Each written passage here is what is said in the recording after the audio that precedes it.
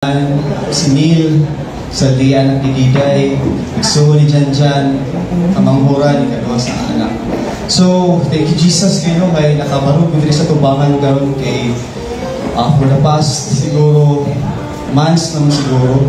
Nagasimba bitaw ta pero feeling nato nga ang simba lang kay is a part of family lang bitaw, obligation na makasimba sa simbahan. So, pila ka man, singana lang akong pagtanaw sa pagsimba sa Ginoo. So, niya po sa time nga tungod lagi kay nag-stop na stagnant ta. So, niya po sa point nga supposed to be ginindi ko sa magalingon nga this month will be the last siguro month nga mo simba ko sa Ginoo. So, muna siya nga pagbuliklara dito nga, Lord, last na nga bulan, Lord, hindi na rin mga alagad sa mga Lord, kay happy mong kayong gituan sa mga Lord, gihapak. So, diyan na rin ka padayagan na yun sa ihang lasya.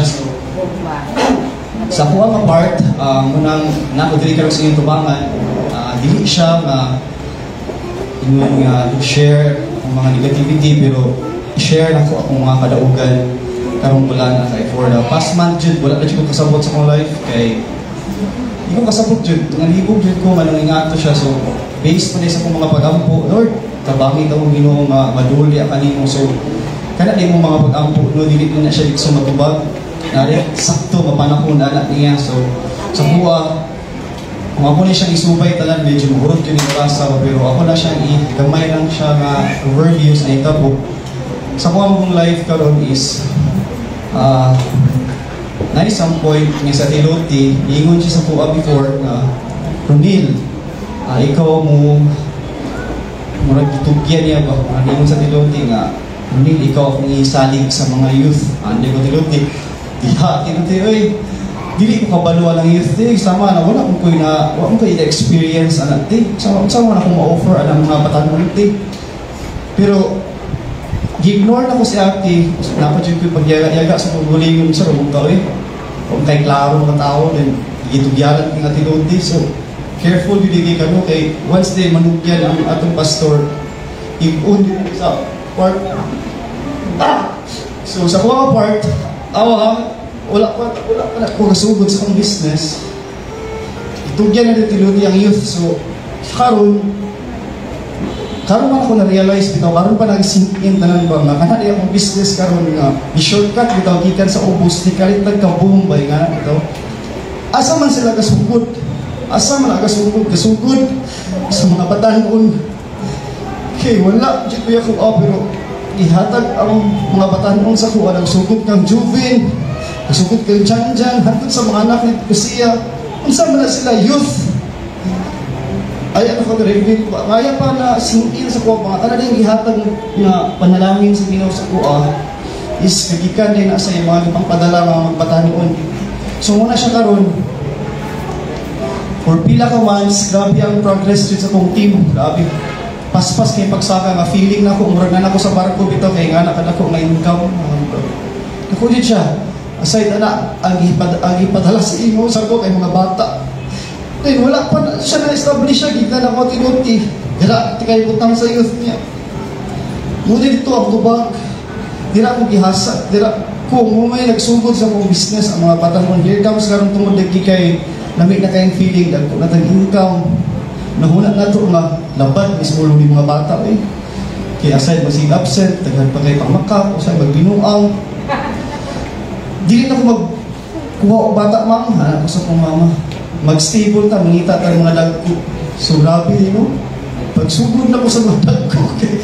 Dili pa rin tungod lang, mami, ha? Sugod sa mga dagko, okay? Pas mo na pag-ubos. Nung sabi ni Lord nga, dagko, kay kabhang akong sweldo. Nagagaway man, so, nanay mga kuan ba, nanay mga question ba, gamitan mo ka, kung di mo po serve sa simbahan, Lord, gamitan mo ako sa youth niya, at yan nakasakaway. Kung saan ako pagsugod niya, kung imong gusto ipatuman sa ko sa mga batan, kung wala ko ikahatag, kalisod magdala sa mga batan, o kay kapability, o kay pakaon, naghanap kayo pa, pulos na ko, Lord, kakuhaon mo na yun yung tanan. So, apan na itong among kuan bitaw, among conference nga, muna ta ito'y last year, nagpapong kay pagsulay, sa likodan na pero nakaabot yung pisa o sabis ng madaugon kung sa dihan napadayagan bitaw ka Makaingon ka ba? Nak, muna na yung mga pangayo. Pati ay, Lord. Grabe. Isingkin niya sa iyong mabitaw. Wala kang expect nga. Pila ka years before pa ito din nga hitabo, dinaya pa din na-realize nga wala kang kabalong na itugyanan ti ka ani, gitagaan ti ka sa imong kinahanglan, ki imong i-question, imong kagulingon. Nagsugod ka na dyan eh, nagsugod ka sa mga bata, nagsugod ka sa youth. And beside that, naku ko'y na-realize pa, kabantay ka sa itong mga bata pa tayo, di ba natin mga kipang-memorize nga mga poems, ano ba? Di ba kung sa inyo siguro sa pagkabata niyo elementary, kay mayon mo all things bright and beautiful, yung mga inyo sa itong mga gulay-gulay. Kabula mo sa kuha niya, ako dyan sa una, ako dyan pinaka, ano itong dali kay malimot. Wala dyan memory ba, pero na yun siya isa ka poem nga, hantod karong, di dyan mawala sa akuan. Ako dyan, nalibog ko. Nga, karoon pa nag-sink in ba? After sa conference ba, makatawa lang bitaw ka ba? So, ang title din sa poem nga, hindi dyan malimutan kay, ang title kay To the Youth.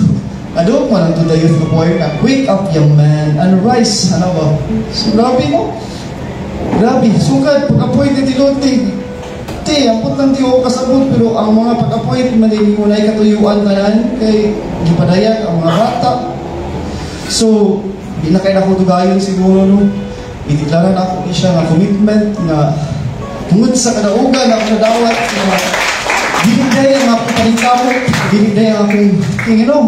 Again, kanipaday, di sa ikong umay. Lingon ko sa kong self ato, muling napuno kayo ko kay ako, ano itang kapatay ka ng term na ako, kapoy kayo. Ako'y gasugod, ani, pag-start pala ka ni kapoy kayo, may ngani lang. So, carefully kita no, nga mag-inong tag ako sa mga butang, nga diin, gihatag na nga panalangin nga kani, nga klaro dyan kayo nga panalangin, gihatag sa puro kay Jesus. Nuko, nagsugod dyan sa mga batakon, so munang dili dyan ko, makaingon nga ako. Dili dyan, binutin ko sa inuwa ni Lord, kay grabe. Di ba kung may ngani, di ba kung makadawat ang ngani nga panalangin, kung wala din di maghihatag sa buwan mo na Lord, sa imong nisugdan sa mong ginabuhi, mo pakyas mo Lord. Masipyat man Lord, pero mapabiling Lord God na starting now Lord God, every buhato na ko Lord nga bukat sa kong dughan, ako Diyos siya pasalamatan nga dili niya kuha Lord imuha ni so